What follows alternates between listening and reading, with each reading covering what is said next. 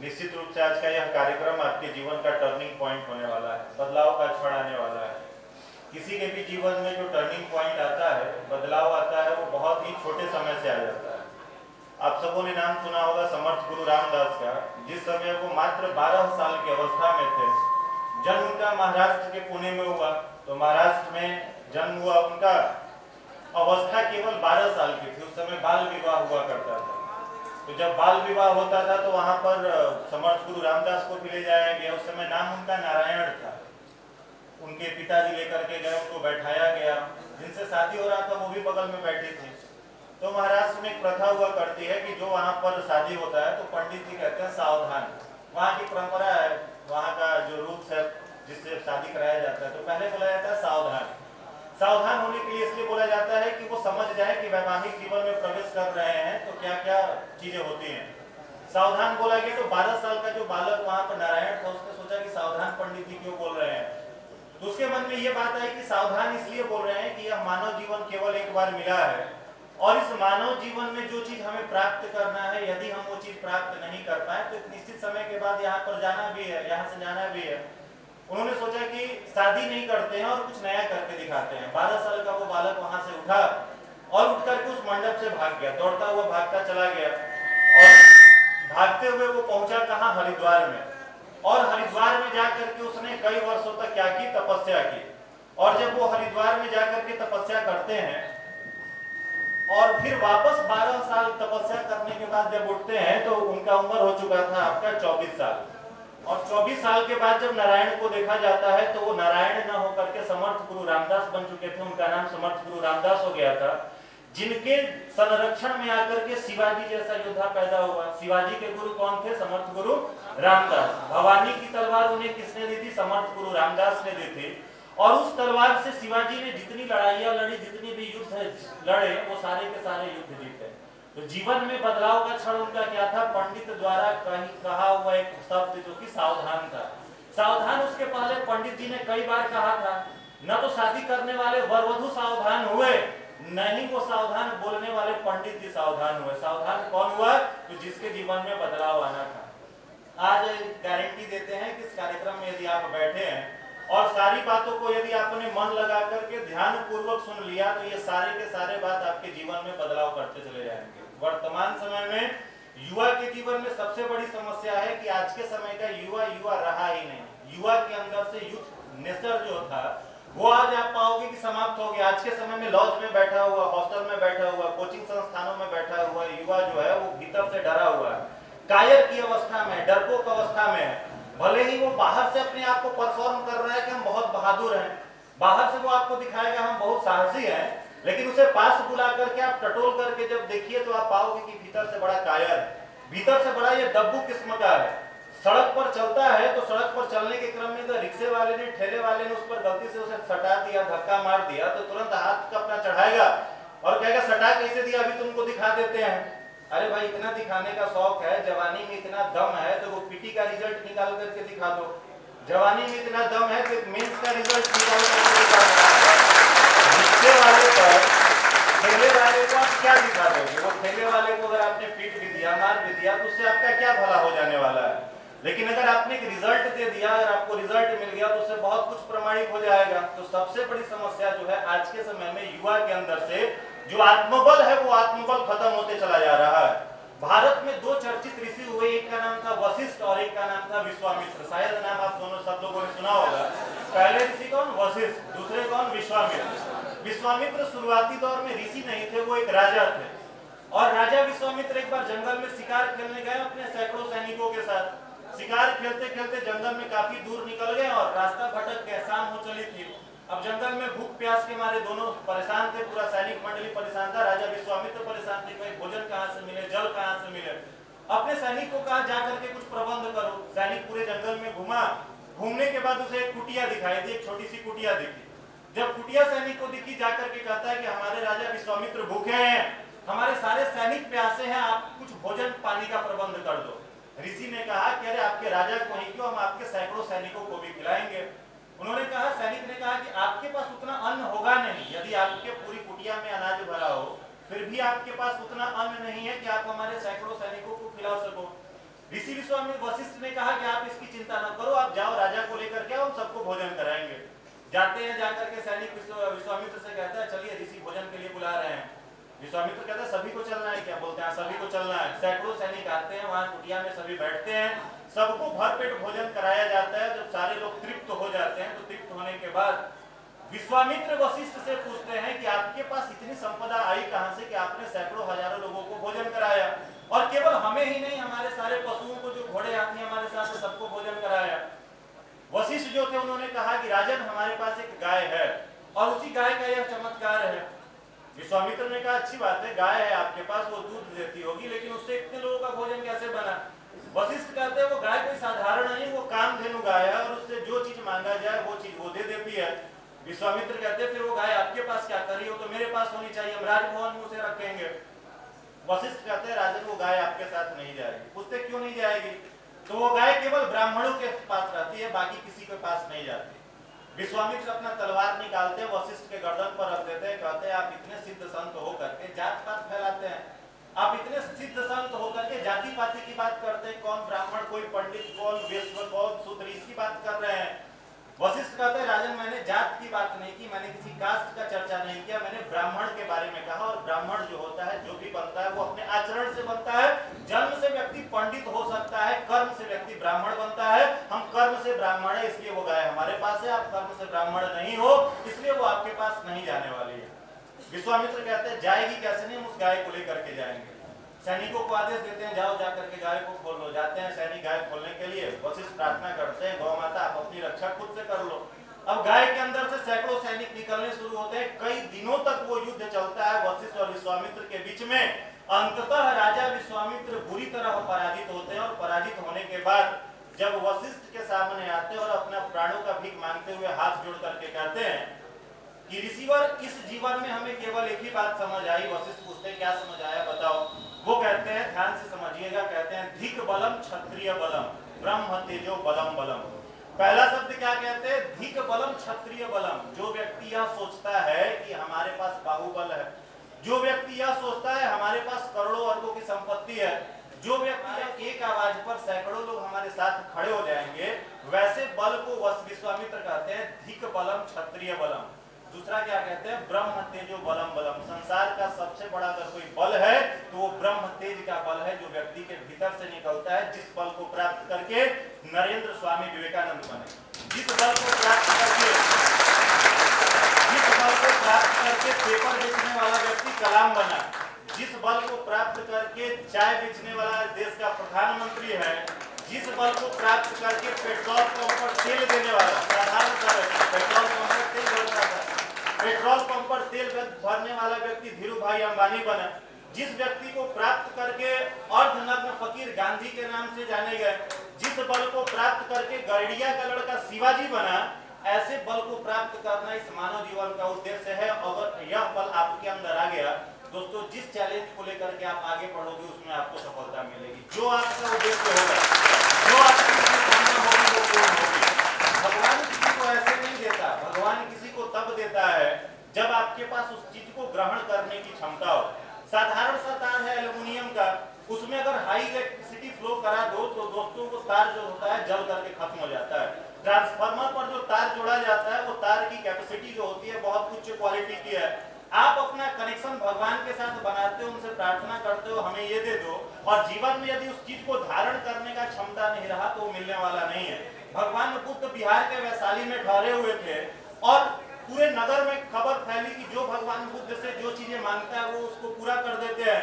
ये खबर एक लालची पति पत्नी के कानों में गई। उन्होंने कहा कि जाकर के इस बार गौतम बुद्ध से बहुत सारी चीजें मांगेंगे, जीवन के सारे कष्ट दूर हो जाएंगे। सारे लोग लाइन में कतार में खड़े थे, भगवान बुद्ध बैठे हुए थे, सभी को वरदान दे रहे थे। ये पति पत्नी भी वहां पहुंचते हैं। पहुंचने के बाद वो कहते हैं कि हे बुद्ध, हमें जीवन में ये समस्या है, आप पूरा कर दो। भगवान बुद्ध कहते हैं देखो बेटा, हमने सबको दे दिया, तुम्हें नहीं देंगे, तुम किसी और दिन आना। पति पत्नी घर पर आते हैं नाराज होकर के, भगवान बुद्ध से प्लानिंग करते हैं कि इनसे कैसे मांगना है। पत्नी कहती है कि देखिए इनको हम अपने घर आमंत्रित करते हैं और घर आमंत्रित करके इनका आतिथ्य करेंगे, इनका आदर सत्कार करेंगे, और इससे जब भगवान बुद्ध प्रसन्न हो जाएंगे तो मान लेंगे उनसे जो मांगना है। पति कहता है अच्छा सोच रही हो, यही काम करते हैं, उनको अपने यहाँ भोजन पर बुलाते हैं और फिर वरदान मांगेंगे। पत्नी कहती है कि आप कल सुबह ही जा करके उनको बुलाना और उनके भिक्षुओं को भी बुलाना, हम अच्छा सा खीर बना करके रखेंगे, वो खिलाएंगे। पत्नी रात भर मेहनत करके काजू पिस्ता बादाम जो डाल करके खीर बनाना था तैयार करती है। ये पहुंचता है बुद्ध के पास, आकर के कहता है चलिए हमारे यहाँ भोजन पर, अपने भिक्षुओं को लेकर के। फिर भगवान बुद्ध आते हैं उसके यहाँ, और रास्ते में भगवान बुद्ध जो कमंडल लिए हुए थे उस कमंडल में आधा कमंडल गोबर भर लेते हैं, और गोबर भर करके इसके यहाँ आते हैं, बैठते हैं। पत्नी कटोरे में अच्छा सा स्वादिष्ट खीर लेकर के आती है। भगवान बुद्ध कहते हैं देखो बेटी, अभी तो भोजन का मन नहीं है, तुम यह खीर इस कमंडल में डाल दो, हम जाकर के घर पर ग्रहण कर लेंगे। कहती है ठीक है, कमंडल आइए। कमंडल लेकर के देखती है तो कमंडल में तो आधा कमंडल गोबर भरा हुआ है। कहती है भगवान बुद्ध, इसमें तो गोबर भरा हुआ है, इस गोबर वाले बर्तन में हम खीर कैसे रख दें, इसको साफ कर देते हैं, फिर इसमें खीर डाल देते हैं। बुद्ध कहते हैं साफ नहीं करना, हमको गोबर वाला ही खीर खाना है, तुम इसी में डाल दो खीर। कहती अरे गोबर का खीर कौन खाता है, हम साफ कर देते हैं, 2 मिनट की बात है। वो कहते नहीं साफ नहीं करना, इसी में डाल दो। भगवान बुद्ध भी जिद पर थे। पत्नी उनकी नाराज होती है, नाराज होकर के कहती है देखिए खाइएगा तो खाइए, नहीं तो जाइएगा तो जाइए, यह कमंडल में हम अपना इतना बढ़िया खीर नहीं डाल सकते जिसमें गोबर है। भगवान कहते हैं कि बेटी यही समझाना तुम्हें चाहते थे, जो तुच्छ सा खीर जिसे दिन भर में तुम 10 बार बना सकती हो, उस खीर को तुम इस गंदे बर्तन में नहीं डाल सकती हो, तो हम अपना अनुदान और वरदान भी तुम्हारे जैसे घटिया लोगों के जीवन में नहीं दे सकते। भगवान इंसान को सब देता है जो इंसान के अंदर की योग्यता बाहर निकलती है। आपके अंदर अगर भगवान दे दिया, जो आप अभिलाषा लेकर के बैठे हो, उसके बाद आप संसार का क्या भला करोगे, उसके बाद आप सोसाइटी को क्या दोगे। वर्तमान समय में आप देखोगे इसी बेगूसराय में आपको कई सारे लोग ऐसे दिखेंगे जिनके पास करोड़ों की संपत्ति है, किसी चीज की कमी नहीं है, लेकिन उनमें से कितने लोगों ने कोरोना के समय जो गरीब असहाय लोग सड़कों पर आ गए थे, मिडिल क्लास का फैमिली जो भूखे तड़प रहा था, गरीब तबके का परिवार जो भूखे मर रहा था, कितने लोग आकर के सड़कों पर सहयोग किए। और आज हम गर्व से इस मंच से आपको दावा करते हैं, आप आना प्रांतीय युवा प्रकोष्ठ में, उस प्रांतीय युवा प्रकोष्ठ के भाई पीला टी शर्ट और पीला कुर्ता पहन करके कोरोना जैसे महामारी में हजारों घरों में रोटी सब्जी पहुंचाने का काम किया और सैकड़ों लोगों का जान बचाया। ये होता है मनुष्य के अंदर का मनुष्य। इंसान के अंदर की इंसानियत जब तक नहीं जगती है दोस्तों, उसके अंदर जीवन में आया हुआ जो भी चीज है, जो भी सामान है, वो कभी किसी का काम नहीं आता। तो सबसे पहला काम जो कि हर युवा के जीवन में आना चाहिए, युवा अपने आप को आत्मबल धनी बनाए, अपने आप को आत्मबल संपन्न बनाए। और आत्मबल संपन्न बनाने के लिए आपको क्या करना चाहिए, तो सबसे बड़ा रिसर्च जो all India institute of medical science Delhi AIIMS ने और IIT हैदराबाद ने किया जिस मंत्र के ऊपर, वही मंत्र है गायत्री महामंत्र। आपको लगेगा कि आप गायत्री मंदिर में बैठे हुए हो इसलिए गायत्री मंत्र की चर्चा की जा रही है। दोस्तों जा करके जब आप घर पर जाना तो गूगल पर सर्च करना, यूट्यूब पर DNA report by Sudhir Chaudhary on Gayatri Mantra, उस पर एक 19 मिनट का वीडियो क्लिप आएगा, उसको आप देखना। एम्स दिल्ली और IIT हैदराबाद के प्रोफेसर लोगों ने इस गायत्री मंत्र के ऊपर रिसर्च किया है, और एक दो नहीं कई वर्षों रिसर्च किया है और कहा है कि व्यक्ति के अंदर के कॉन्फिडेंस पावर को बढ़ाने का काम गायत्री मंत्र करता है, कॉन्फिडेंस को बढ़ा देता है। आपके अंदर का कॉन्फिडेंस इतना मजबूत होगा कि विषम परिस्थिति में भी आपके चेहरे की मुस्कान नहीं गायब होगी। आप कितने भी तनाव में रहोगे, आप कितने भी एंजाइटी में रहोगे, आपका मित्र जब आपसे मिल करके जाएगा तो वो हंसता खिलखिलाता चार्ज होकर के जाएगा। ये देने का काम कौन करता है, गायत्री मंत्र। गायत्री मंत्र किसी देवी देवता का मंत्र नहीं है, गायत्री जो है वो सविता सूर्य का मंत्र है, और सूर्य जो है वो किसी धर्म का नहीं है, किसी जाति का नहीं है। धरती पर आप सब लोग बायोलॉजी अगर पढ़े होंगे, 10वीं तक तो पढ़े ही होंगे, उसमें आपने फूड चेन पढ़ा होगा, प्रोड्यूसर, कंज्यूमर और डिकम्पोजर, उत्पादक, उपभोक्ता, अपघटक, सब लोगों ने पढ़ा होगा। उत्पादक किस पर निर्भर, सूर्य पर। अगर सूर्य खत्म हो तो प्रोड्यूसर, कंज्यूमर सारा खत्म, कोई धरती पर नहीं बचेगा। तो धरती का जो वाइटल सोर्स ऑफ एनर्जी है वो कौन है, सूर्य। और गायत्री मंत्र किसका मंत्र है, सूर्य का मंत्र है। आप गायत्री मंत्र में कहते हो ओम भूर्भुवः स्वः, जिसका मतलब होता है इस पूरी सृष्टि पूरे ब्रह्मांड में व्याप्त। दूसरा शब्द आप कहते हो तत्सवितुर्वरेण्यम, तत् मतलब वह, सवितुर मतलब सूर्य, वरेण्यम मतलब धारण करे। हम किसे धारण कर रहे हैं, सूर्य को, जिसके अंदर केवल पॉजिटिविटी है, जिसके अंदर केवल सकारात्मकता है, जो पूरी दुनिया की सृष्टि का रचयिता है। सूर्य को सविता प्रसविता भवती भी कहा जाता है। प्रसविता मतलब क्या, जन्म देने वाला। संसार का जन्म किसने दिया, सूर्य ने दिया। आप लोग पढ़े होंगे प्लैनेट के बारे में, तो बिग बैंग थ्योरी क्या कहता है, सूर्य में न्यूक्लियर फ्यूजन होने के कारण इस पूरी सृष्टि का जन्म हुआ है, इसलिए सूर्य को क्या कहा जाता है, सविता प्रसविता भवती, यानी सविता से ही प्रसव हुआ है और ये पूरी सृष्टि व्याप्त हुई है। तो आप क्या कहते हैं, तत्सवितुर्वरेण्यम, तत् मतलब वह, सवितुर मतलब सूर्य, वरेण्यम मतलब धारण करें, हम उस सूर्य को अपने अंदर धारण करें। फिर आप आगे क्या कहते हो, तत्सवितुर्वरेण्यम भर्गो, भर्गो का मतलब होता है प्रकाश से बुराइयों का जलना। भगवान का एक रूप जो महाकाल का है वो भर्ग का है। भर्ग का जब वो रूप धारण करते हैं और श्री कृष्ण जब महाभारत में उतरते हैं तो सारे कौरवों का वध करते हैं। भर्ग का रूप जब भगवान धारण करते हैं तो धारण करने के बाद लंका को जला करके राख करके चले आते हैं, तो भगवान का एक रूप भर्ग है, तो उसमें आप करते हो भर्गो मतलब आपके अंदर की बुराइयां, आपके अंदर की जो कमजोरियां हैं वो जल करके क्या हो, समाप्त हो। ओम भूर्भुवः स्वः, इस पूरी सृष्टि में व्याप्त। तत्सवितुर्वरेण्यम, उस सूर्य को हम अपने अंदर धारण करें। भर्गो, हमारे अंदर की सारी बुराइयां जल करके राख हो जाए। और लास्ट में कहते हो धियो यो नः प्रचोदयात्, हे परमात्मा, हे प्रभु, हमारी बुद्धि को धक्का मार करके आप सदमार्ग में प्रेरित कर दो। प्रेम पूर्वक नहीं, प्रेम पूर्वक आप करोगे हम मानेंगे नहीं, प्रेम पूर्वक आप ले चलोगे हम चलेंगे नहीं। हे प्रभु, हम हाथ छुड़ाने का भी प्रयास करें, आप हाथ थामे रखना और हमें सद्मार्ग की तरफ प्रेरित करना, ये मतलब होता है प्रचोदयात् का। तो गायत्री मंत्र में कौन से देवी देवता का मंत्र आया? ये मंत्र केवल और केवल आपके अंदर के आत्मबल को बढ़ाने वाला मंत्र है। और जो छात्र, जो विद्यार्थी इस गायत्री मंत्र को जीवन में उतार लिया, एक दो नहीं दोस्तों, एक दो नहीं, सैकड़ों की संख्या में ऐसे रिजल्ट आपको अभी बता रहे हैं। बेतिया के डीएम थे कुंदन भैया, हम लोगों के युवा प्रकोष्ठ के सक्रिय सदस्य आकर के साधारण रूप से जिस दरी पर आप बैठते हो ऐसे दरी बिछाने का कार्य करते थे। सीनियर डीसीएम, कुछ दिन में डीआरएम बनने वाले हैं अखिलेश पांडे, सिवान जिले के, वो आकर के ये काम किया करते थे। मिथिलेश मिश्र सर, अभी जेल आपका प्रिजनर विभाग आपके पूरे बिहार में आईजी बने हुए हैं। आईएएस अधिकारी, वो आपके युवा मंडल के सदस्य, ऐसे एक दो नहीं, सैकड़ों की संख्या में आईएएस आईपीएस अधिकारी जो हैं। बीपीएससी में कितने अधिकारी अपने युवा प्रकोष्ठ के हैं, अनकाउंटेबल है, गिना नहीं जा सकता। आज भी आप उनके जीवन में देखोगे तो वही संस्कार है। तो गायत्री मंत्र क्या देने का काम करता है? आत्मबल। और जिस व्यक्ति के अंदर आत्मबल आ जाता है उसके जीवन में किसी चीज की कमी नहीं होती है। सुभाष चंद्र बोस, उनका जीवनी पढ़िए, कौन सा मंत्र जपा करते थे? गायत्री मंत्र जपा करते थे। उन्होंने अपने पिताजी से जाकर के कहा, पिताजी इस जन्म में हम चाहते हैं कि भारत को आजाद करें। पिताजी का मन था कि बेटा इतना पढ़ने में होनहार है।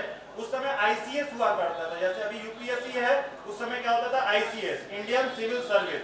पिताजी ने कहा कि बेटे हम चाहते हैं तुम आईसीएस अधिकारी बनो। उन्होंने कहा कि पिताजी ये जन्म तो भारत को आजाद कराने में ही जाएगा, हमको आईसीएस बनने में कोई रुचि नहीं। पिताजी गुस्से में कहे कि बेटा हमको लगता है कि तुम कायर हो गए हो, हमको लगता है कि तुम डरपोक हो गए हो और तुमसे ये नौकरी नहीं होगी, इसलिए तुम इसकी तैयारी नहीं करना चाहते हो। बात सुभाष चंद्र बोस जी को अंदर तक चुभ गई कि गायत्री जपने वाले साधक को यह क्या कह रहे हैं कि आईसीएस जैसा छोटा सा चैलेंज पूरा नहीं कर सकता है। उन्होंने कहा पिताजी अब नौकरी निकाल करके दिखाएंगे, और दूसरी बात आपसे कह रहे हैं जिस दिन निकाल करके आएंगे इस जॉब में ज्वाइन नहीं करेंगे। पिता ने चैलेंज दिया कि बेटा पहले निकाल बोले ज्वाइन करना बाद की बात है। तैयारी शुरू किया उन्होंने, सुभाष चंद्र बोस जी ने, और तैयारी में फर्स्ट अटेम्प्ट में आईसीएस उन्होंने पूरा किया। जिस समय आईसीएस निकाला ना इतना टफ था, 75% बच्चे उसमें अंग्रेज के सिलेक्ट होते थे और केवल भारत के बच्चे जो होते थे 25 से 30% बच्चे सिलेक्ट होते थे। उस समय उन्होंने आईसीएस निकाला, पिताजी के पास आया, सर्टिफिकेट दिखाया कि ज्वाइनिंग लेटर आया। पिताजी बड़े खुश हुए, कहा कि पूरे मोहल्ले में लड्डू बांटो। उसी क्षण उन्होंने वो ज्वाइनिंग लेटर पिता के सामने फाड़ दिया। फाड़ करके कहा आपको कहे थे ना ज्वाइन नहीं करेंगे, ये रिजल्ट केवल आपको दिखाने के लिए हम दिखाए। ये होता है, ये होता है। तो हम लोग किसके वंशज हैं? अगर आपसे कोई पूछे आप किसकी संतान हो, तो भारत जो है वो ऋषियों की संतान है। बायोलॉजी में पढ़ा जाता है हम लोगों का जो जनरेशन चला आ रहा है, सबसे पहला कौन था? रामापेथिकस था। रामापेथिकस के बाद क्रो-मैग्नन ने पाया, ये सब लंगूर की प्रजातियां थी। तो लंगूर के पूर्वज हो सकते हैं पश्चिमी देशों के लोग। भारत संतान है और हमारी परंपरा ऋषि परंपरा है, और ऋषि की संतान शेर होता है। जैसे शेर का बेटा कौन? शेर का बेटा कौन होता है? शेर होता है। तो हम लोग किसके बच्चे हैं? वशिष्ठ के। हम लोग किसके बच्चे हैं? परम पूज्य गुरुदेव पंडित श्री राम शर्माचार्य के। हम लोग किसके बच्चे हैं? रामकृष्ण परमहंस के। और यह भारत ऋषियों के नाम से जाना जाता है। और ऋषि का संतान कहीं कायर हो जाए, ऋषि का संतान कहीं डरपोक हो जाए, ऋषि के संतान के मन में यह भय हो कि हमारा रिजल्ट नहीं होगा, मेरे मित्र दुर्भाग्य की बात है। इसलिए जो व्यक्ति गायत्री मंत्र करता है वो हमेशा पॉजिटिविटी के साथ जुड़ा रहता है, उसके साथ हमेशा एनर्जेटिक वो बना रहता है। इसलिए आप सबसे निवेदन करेंगे कि जीवन में प्रत्येक दिन 20 मिनट की गायत्री की साधना आप जरूर करना। आपके जीवन में सब कुछ मिलता चला जाएगा। गायत्री के बारे में वेद लिखता है, अस्तुता मया वरदा वेद माता प्रचोदयंताम पावमानी द्विजानाम आयु प्राणम प्रजाम पशुम कीर्तिम द्रविड़म ब्रह्मवर्चसम मह्यम दत्वा व्रजत ब्रह्मलोकम। सारा कुछ गायत्री देता। आयु, दीर्घायु होगे, कभी भी जीवन में कोई रोग शोक कष्ट नहीं हो सकता है। प्रजा, संसार सोसाइटी में मान सम्मान बढ़ेगा, कीर्ति बढ़ेगी। द्रविड़ा मतलब आर्थिक रूप से भी हमेशा संपन्न रहोगे, और जब इस संसार को छोड़ करके जाओगे तो ब्रह्मवर्चसम, वहां की भी व्यवस्था सुपर रहेगी। ये सारा कुछ गायत्री मंत्र देता है। ऋग्वेद में ऐसा वर्णन है, जाकर के पढ़ लेना। तो गायत्री मंत्र के बारे में ये रिसर्च है जिसने IIT हैदराबाद और एम्स के डॉक्टरों ने किया। तो प्रत्येक दिन हर छात्र को 20 मिनट का गायत्री महामंत्र इंपॉर्टेंट है। गायत्री मंत्र करना कैसे है, मेडिटेशन करना कैसे है, आप लोगों ने प्रैक्टिकल एक काम किया होगा, देखे होंगे आप लोग। जब सागर झरना का पानी आप चलाते हैं और वो पानी जब आपके शरीर पर गिरता है तो एक साथ शरीर कैसा महसूस होता है, ठंडा हो जाता है। गायत्री मंत्र करने बैठे तो आपको ध्यान किसका करना है, मेडिटेशन किसका करना है, उगते हुए सूर्य का। और जैसे पानी से आपका शरीर ठंडा हो रहा है, ये भाव करना है कि सूर्य की रोशनी आपके शरीर के अंदर उतर रही है और शरीर की प्रत्येक कोशिका, शरीर के प्रत्येक अंग आपका प्रकाशित है। जैसे कुंदन तप करके सोना में बदल जाता है, वैसे ही सूर्य की गर्मी से आपका शरीर जो है वो पूरा का पूरा पीला और गोल्डन कलर का हो चुका है। आप तप रहे हो और यह मान लेना है उस समय कि आपके अंदर की जो भी कमजोरी है, आपके अंदर की जो भी बुराइयां हैं, नकारात्मकता है, वो भर्ग के माध्यम से, सूर्य के भर्ग के माध्यम से जल करके समाप्त हो रही है। किसी व्यक्ति ने परम पूज्य गुरुदेव से पूछा कि परम पूज्य गुरुदेव, आपने हम लोगों के पीले वस्त्र क्यों दे दिए? जैसे आप जाओगे तो आर्मी में यूनिफॉर्म होता है, स्कूल में यूनिफॉर्म होता है। गुरुदेव से पूछा कि आपने गायत्री परिवार के लोगों का पीला यूनिफॉर्म क्यों किया है? परम पूज्य गुरुदेव ने कहा कि हमने सूर्य से उसकी रोशनी को मांग करके इन पीले वस्त्रों में छुपा दिया, और जो यह पीला वस्त्र पहने रहेगा उसके जीवन में किसी चीज की कोई कमी नहीं आ सकती। वो सारा कुछ उसको मिलता रहेगा। सूर्य के रोशनी का प्रतीक क्या होता है? यह पीला वस्त्र जो परम पूज्य गुरुदेव ने सभी को प्रदान किया, सारे लोगों को दिया। तो सभी से निवेदन, प्रत्येक दिन कितना मिनट का मेडिटेशन? 20 मिनट का।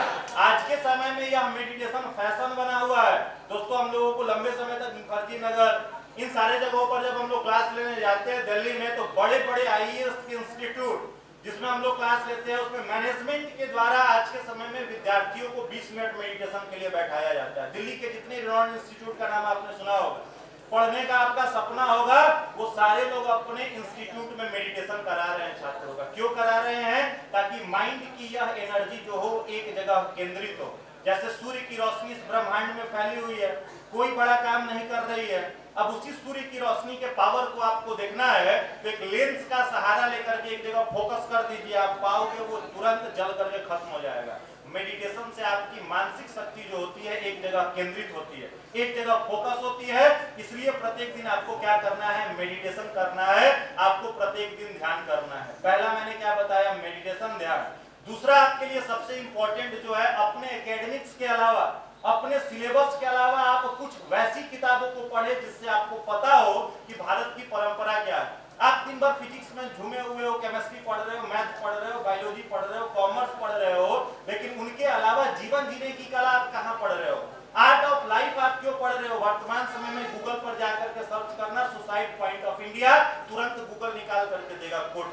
कोटा जो है वो भारत का क्या बना हुआ है? सुसाइड पॉइंट बना हुआ है। कम उम्र के बच्चे, इस बार अगर हम जान रहे हैं, 1 महीना पहले की आपको बात बता रहे हैं, पटना PMCH में, पटना PMCH की आपको घटना बता रहे हैं। एक छात्र MBBS 3rd ईयर का, 5 साल का MBBS है, 3rd ईयर का छात्र सुसाइड केवल इसलिए कर लिया कि 3rd ईयर में उसका एक बैक लग गया था। एक बैक लगने के कारण उसने क्या किया? आत्महत्या कर लिया कि घर जाकर के पेरेंट्स को क्या बताएंगे। बाकी दोस्तों के बीच में मेरा क्या हो रहा है भाई? नीट एग्जाम निकालना और MBBS कॉलेज में एडमिशन मिल जाना अपने आप में बड़ी बात है।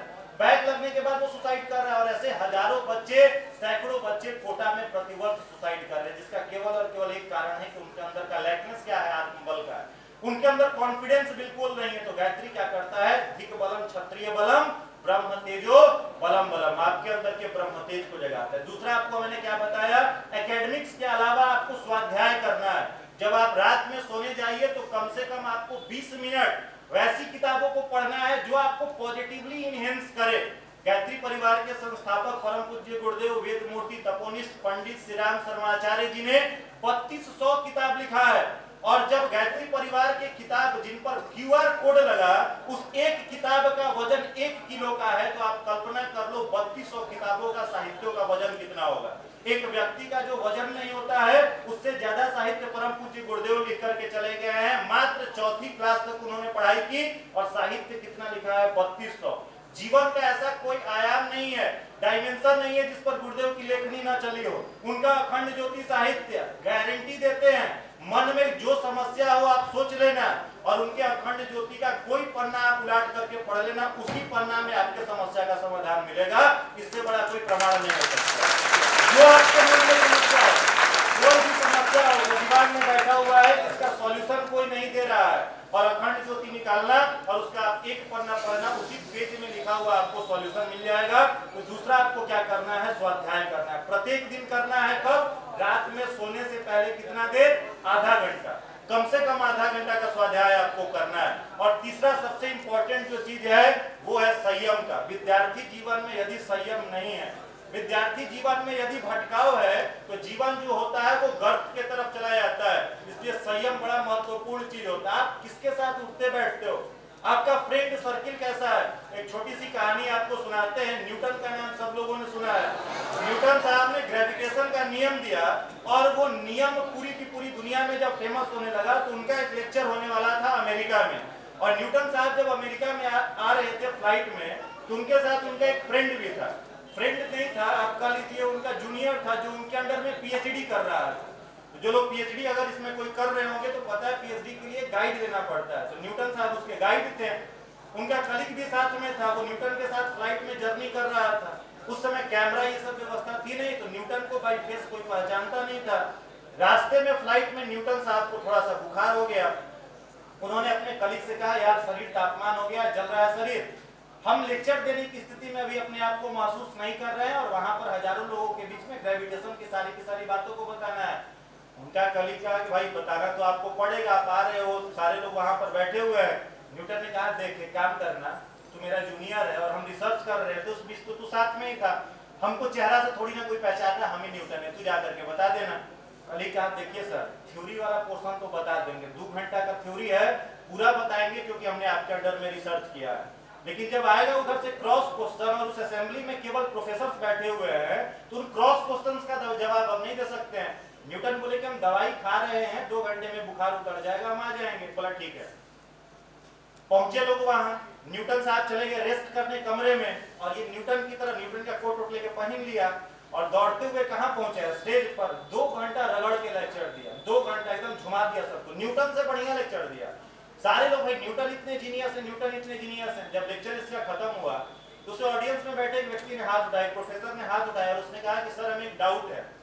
ये बोला कि देखिए सर, 2 घंटा लेक्चर दिए, देते देते थक गए, और आपके इन स्टूपिड से क्वेश्चन का जवाब हम न्यूटन होकर के देंगे? इतना आसान क्वेश्चन तो हमारा चपरासी देगा, उसको भेज रहे हैं, वो आकर के जवाब देगा। अपने महसूस के बाद भी न्यूटन आकर के संभाले बात बाकी प्रोफेसर का क्रॉस क्वेश्चन। यानी न्यूटन के साथ रहने वाला व्यक्ति भी कौन था? न्यूटन था। आप जिसके साथ बैठते हो उसके अंदर का गुण आपके अंदर उतरता है। आपको कुछ समय के लिए या भले ही महसूस हो कि आपके दोस्त आपको जो बुराई सिखा रहा है वो आपका माइंड का लंबे समय तक हिस्सा नहीं रहेगा। दोस्तों, हम लोगों ने मानव मन के ऊपर रिसर्च किया और पढ़ा है। मानव के मस्तिष्क कितने भागों में बटा है? 3 भागों में। और मानव के मन का भी स्तर कितना है? 3। मस्तिष्क और मन दोनों के दोनों 2 अलग अलग चीजें हैं। मस्तिष्क आपके ऐसे समझ लो जैसे कंप्यूटर में हार्डवेयर होता है और सॉफ्टवेयर होता है। मस्तिष्क आपका हार्डवेयर है, और कंप्यूटर के अंदर जो विंडोज आप ऑपरेट करते हो वैसे ही आपका मन है। तो मन क्या है? सॉफ्टवेयर। मन के कितने आयाम? 3। पहला कौन सा? चेतन मन, जिसको कॉन्शियस माइंड कहते हैं। दूसरा अचेतन मन, जिसको सब कॉन्शियस माइंड कहते हैं। और तीसरा अति चेतन मन, जिसको सुपर कॉन्शियस माइंड कहते हैं। अभी हम लोग बातचीत कर रहे हैं, किस मन से कर रहे हैं? चेतन मन से। हम लोग बातचीत कर रहे हैं किस मन से? चेतन मन से। मन का सबसे शक्तिशाली जो रूप है वो दूसरा रूप है, जिसको अवचेतन मन कहते हैं। और वो मन डायरेक्ट जुड़ा हुआ है किस चीज से? तो हम लोगों के पीनियल ग्लैंड से, जो कि यहाँ पाया जाता है, जिसको हम लोग सर्काडियन रिदम या बायोलॉजिकल क्लॉक कहते हैं। जब आप कई बार आपने ऐसा देखा होगा, रात में जब आप सोने जा रहे हो, मान लो आप नॉर्मली कितने बजे सोते हो, 9-10 बजे सोते हो, सुबह में 6 बजे अलार्म लगा करके जगते हो। एक दिन आपका सुबह में 4 बजे का ट्रेन है और रात में सोने में बज गया कितना, 12। अब 4 बजे की ट्रेन पकड़ने के जगना कितने बजे पड़ेगा, 3 बजे, तब स्टेशन पहुंचोगे। आप 12 बजे सो रहे हो, आपने अलार्म 3 बजे का लगा लिया है, आप पाओगे 12 से 3 के बीच में कम से कम 10 बार नींद खुल रहा है बिना अलार्म का। यानी ये कौन कर रहा है, आपका अचेतन मन कर रहा है। तो अचेतन मन कब एक्टिव होता है, जब आप सोते हो और सोने के क्रम में आपका अचेतन मन एक्टिव होता है। अभी आदरणीय राजीव भैया ने जो बात बताया आपको, वंदनीय माता जी क्या कहते थी, एक विचार लो और उस विचार को अपने जीवन का अंग बना लो।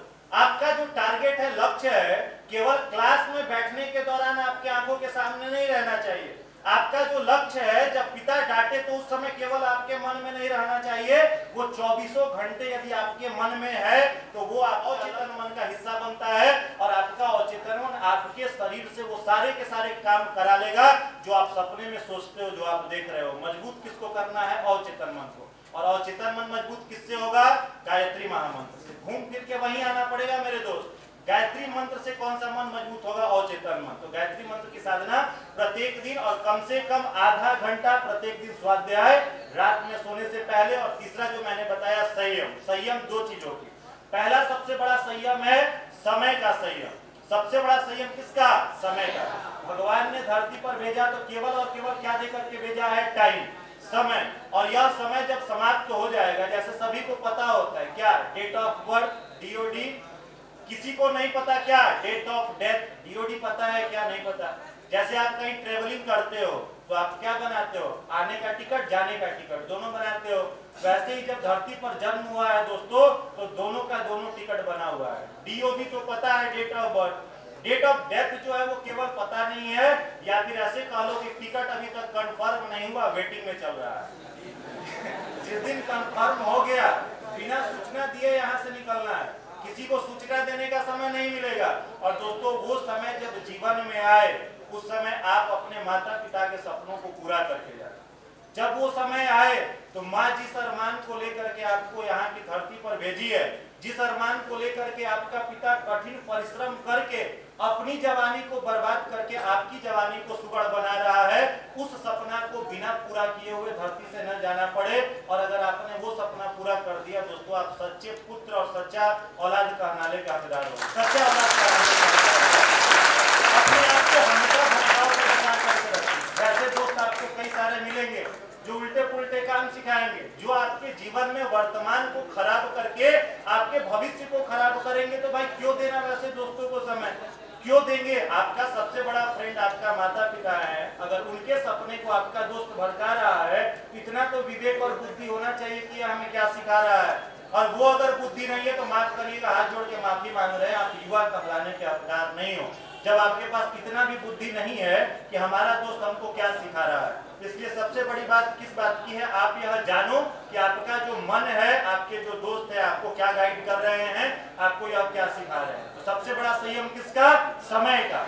जीवन का 1 सेकेंड भी फालतू के लोगों को नहीं देंगे। क्यों देना, जब हमारा जीवन ही मिला है हमको खूबसूरत बनने के लिए, तो कैरियर को खूबसूरत बनाएंगे। और दूसरा सबसे बड़ा संयम सारे लोगों को करना चाहिए, चाहे लड़की हो चाहे लड़का, छात्र जीवन में अटूट ब्रह्मचर्य का संयम। ब्रह्मचर्य दोस्तों जीवन का गोल्ड होता है। कहीं खड़ा होकर के आप दहाड़ोगे तो किसके सामर्थ्य पर दहाड़ोगे, ब्रह्मचर्य के सामर्थ्य पर। छात्र जीवन में सबसे बड़ी आवश्यकता किस चीज की है, ब्रह्मचर्य की है। ब्रह्मचर्य का मतलब ये नहीं कि भविष्य में शादी विवाह नहीं होगा, वो होगा, घबराना मत। कई लोगों का धड़कन का आवाज यहाँ तक आ रहा है, टेंशन में। ब्रह्मचर्य का मतलब कब तक, छात्र जीवन में। और जब आपने अपने कैरियर को सेट कर लिया, जब आपने अपना कैरियर बना लिया और खुद के पैरों पर स्टैंड हो गए, तब जाकर के इस जीवन से बाहर। पहले जो होता था, छात्रों को कहाँ रखा जाता था, तो गुरुकुल में जाने की परंपरा थी। और गुरुकुल में कौन पढ़ा करता था, वैसे बच्चे पढ़ा करते थे जो उसी उम्र के होते थे। तो जीवन उनका ब्रह्मचर्य से हमेशा बंधा रहता था। इसलिए ब्रह्मचर्य को दोस्तों खंडित मत होने देना। वो क्या है, जीवन का गोल्ड है, जीवन की ताकत है, जीवन की ऊर्जा है। और जो व्यक्ति का ब्रह्मचर्य ताकतवर है, उसके चेहरे की आभा वाड़ी में ओज और ललाट पर तेज हमेशा बना रहता है। इसलिए अपने आप को इस जीवन में उतारना है। और चौथी सबसे बड़ी आवश्यकता किस चीज की है? सेवा की। पहले मैंने क्या बताया? साधना। दूसरा मैंने क्या बताया? स्वाध्याय। तीसरा क्या बताया? संयम। और चौथा सबसे इंपॉर्टेंट पिलर जो है दोस्तों, सेवा। सेवा किसकी आप कर सकते हो? तो यदि आप जॉब अभी नहीं कर रहे हो तो आप जाकर के किसी को आर्थिक मदद नहीं कर सकते हो, फिर सेवा कैसी किसकी करना है? तो सबसे बड़ी सेवा जो परम पूज्य गुरुदेव ने बताई, अपना सुधार संसार की सबसे बड़ी सेवा। खुद को सुधार लेंगे। अपने गायत्री परिवार का मिशन है हम बदलेंगे। लोगों को पता है? नहीं पता? हमारे साथ बोलिए, हम बदलेंगे, हम बदलेंगे, हम सुधरेंगे। गुरुदेव ने यही कहा कि सबसे बड़ी सेवा जो है अपना सुधार संसार की सबसे बड़ी सेवा है। और यदि जीवन में कुछ गलत कर रहे हैं तो चलो, इसमें कितने लोग साइंस वाले लोग हैं? हाथ उठाएंगे। विज्ञान से संबंधित, वाह, पूरा बेगूसराय है, हाथ कैसे कर लीजिए। तो साइंस के छात्र बैठे हुए, हम भी साइंस के ही क्षेत्र में अध्ययन कर रहे हैं, अध्यापन कर रहे हैं। तो सब लोगों ने एक सबसे छोटा एक एग्जाम्पल आप लोगों से चर्चा कर रहे हैं, न्यूटन साहब का ही law of action and reaction. Newton का कौन सा नियम है? तीसरा। प्रत्येक क्रिया के विपरीत प्रतिक्रिया बराबर और विपरीत दिशा में होती है। अगर आपने मान लो दीवार पर काले रंग का गेंद चला करके आपने फेंका, उधर से किस रंग का गेंद वापस आएगा? काला।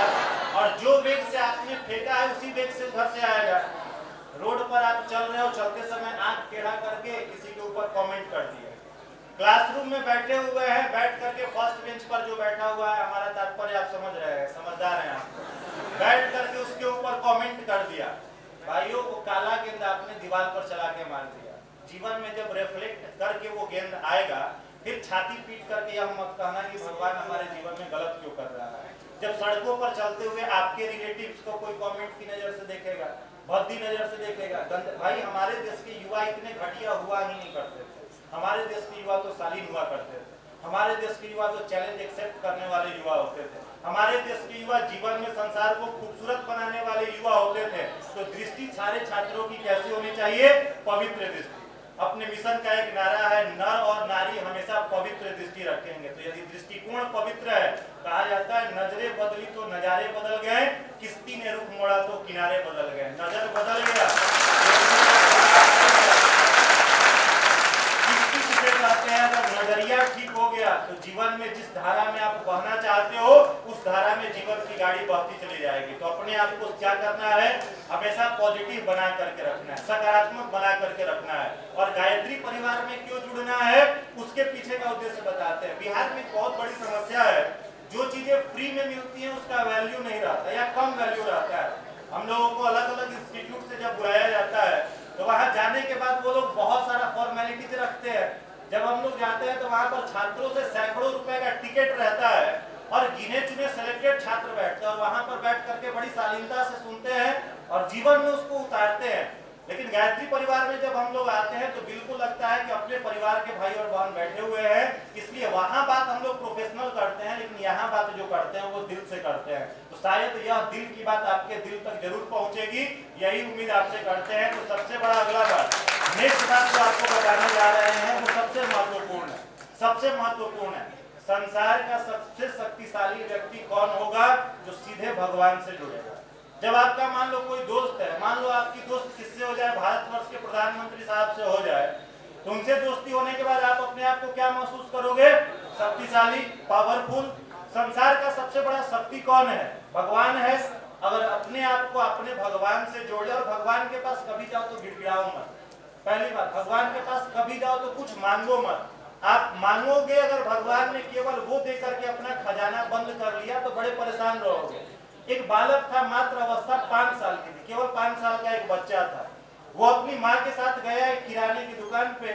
जब किराने की दुकान पर गया कुछ राशन का सामान उनकी माँ को खरीदना था, तो माँ सामान खरीदने लगी, उसी बीच में दुकानदार का नजर उस बच्चे पर गया। 5 साल का बच्चा बड़ा खूबसूरत था। दुकानदार ने कहा, बेटा टॉफी खाओगे? बच्चे ने कहा कि नहीं अंकल, हम टॉफी नहीं खाते, तो डेंटिस्ट मना किया।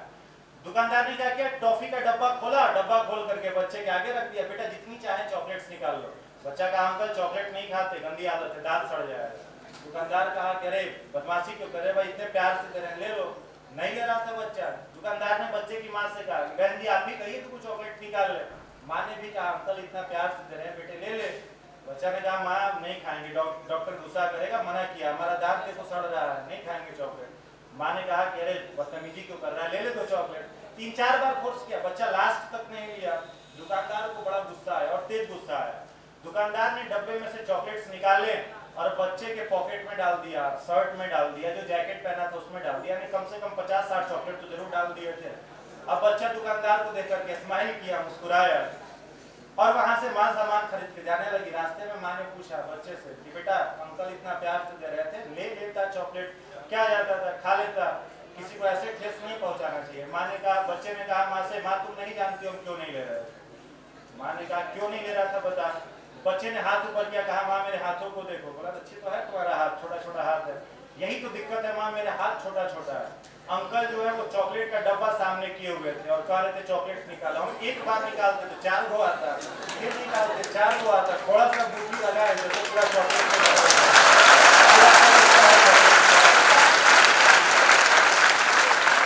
दोस्तों भगवान भी वही है, भगवान भी वही है। जाकर के हम भगवान से क्या मांगते हैं, वही चॉकलेट मांगते हैं।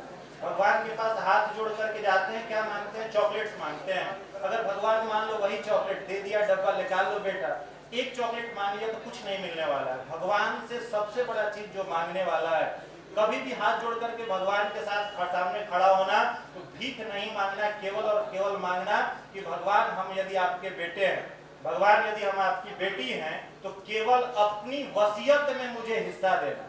वसीयत में हिस्सा मतलब क्या, भगवान किसी को देता है तो केवल एक चीज देता है, वो होता है सद्बुद्धि।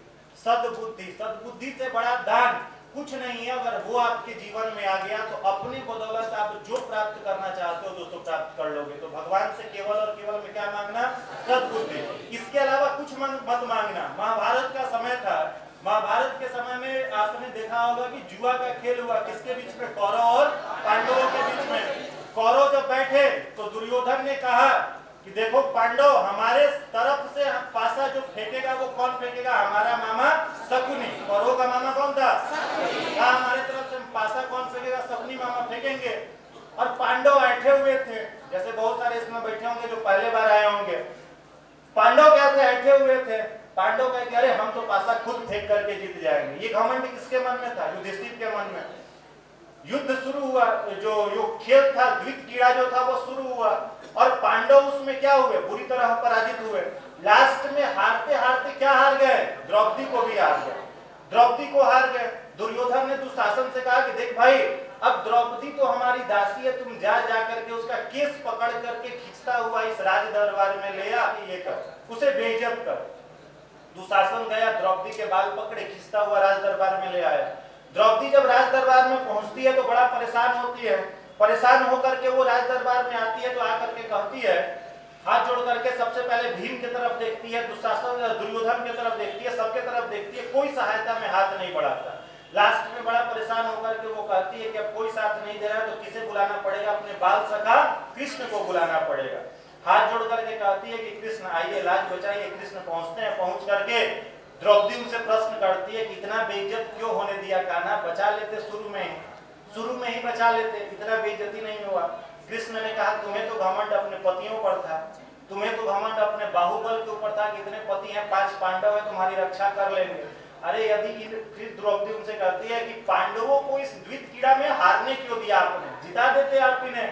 कृष्ण कहते हैं कि दुर्योधन को भरोसा अपने मामा शकुनी पर था, उसने गारंटी से कहा कि अगर हमारा मामा शकुनी हमारा पासा फेंकेगा तो हम जीतेंगे ही जीतेंगे। यदि उस समय केवल तुम्हारे पति युधिष्ठिर ने कहा होता कि हमारे तरफ से पासा मेरा कान्हा, मेरा कृष्ण फेंकेगा, तो दुनिया की कोई ताकत उसे हरा नहीं सकती थी। और वो जीत गया, हम लोग जीतते, कोई हरा नहीं सकता था। इसलिए दोस्तों जरूरी, दोस्ती किससे जरूरी है, भगवान से दोस्ती जरूरी है। तो अपनी दोस्ती आप किससे करना, भगवान से। हर रविवार को यहाँ पर कार्यक्रम चलता है। जिस जगह पर आप बैठे हुए हैं यह सिद्ध शक्तिपीठ है। करोड़ों करोड़ गायत्री मंत्र का जप यहाँ हुआ है। नवरात्र में हमेशा, दोनों नवरात्र में अनुष्ठान चलता है, प्रत्येक दिन नियमित यज्ञ चलता है। तो जिस जगह पर आप बैठे हुए हो यह सिद्ध जगह है, साक्षात मां गायत्री का गोद है। तो प्रयास ये करना है कि सप्ताह में कम से कम एक बार ही सही आकर के यहाँ जरूर बैठना और अपने आप को चार्ज करके जाना। अपने आप को पॉजिटिव करके जाना। और जीवन में जब भी नकारात्मकता लगे, जब भी निगेटिविटी आए, जब भी लगे कि कोई सहारा नहीं है, तो यहाँ आकर के गुरुदेव का समाधि स्थल बना हुआ है, सिर उनके चरण में रखना और जो मन में समस्या हो उनके चरणों में रख करके चले जाना। अगर आपके अंदर आस्था हुई और अगर आपने भगवान का कोई भी काम किया होगा, भगवान का काम भी करना पड़ता है, कोई भी काम किया होगा और आप अगर सच्चे होंगे तो आपकी वह आस्था निश्चित रूप से पूरी होगी। आज इस मंच से दावा करके जा रहे हैं, इस मंच से दावा करके जा रहे हैं, वो मिलेगा आपको। तो अपने आप को क्या करना है, दोस्ती किससे करनी है, भगवान से करनी है, भगवान का दोस्त बनना है, फ्रेंड उनका बनना है। और आप हमेशा प्राउड फील किए रहोगे। हर रविवार को यहाँ पर कार्यक्रम चलता है, हर संडे को कार्यक्रम चलता है, तो प्रयास करना हर रविवार को समय निकाल करके आकर के बैठना है, अपने आप को पॉजिटिव कर करके जाना और मन लगा करके अपने माता पिता के समय को और उनका जो पुरुषार्थ है उसको कभी फेल नहीं होने देना, उसको पूरा करना। चलते चलते दो शब्द आप सभी के लिए, परम पूज्य गुरुदेव का आशीर्वाद, वंदनीय माता जी का आशीर्वाद हमेशा आप सबको मिलता रहे। ढेर सारी शुभकामनाएं, सस्ती रहे खुशियों की महफिल, सब खुशियां सुहानी हो। आप सब अपने जीवन में इतना खुश रहो कि खुशियां आपकी दीवानी हो। बहुत बहुत धन्यवाद।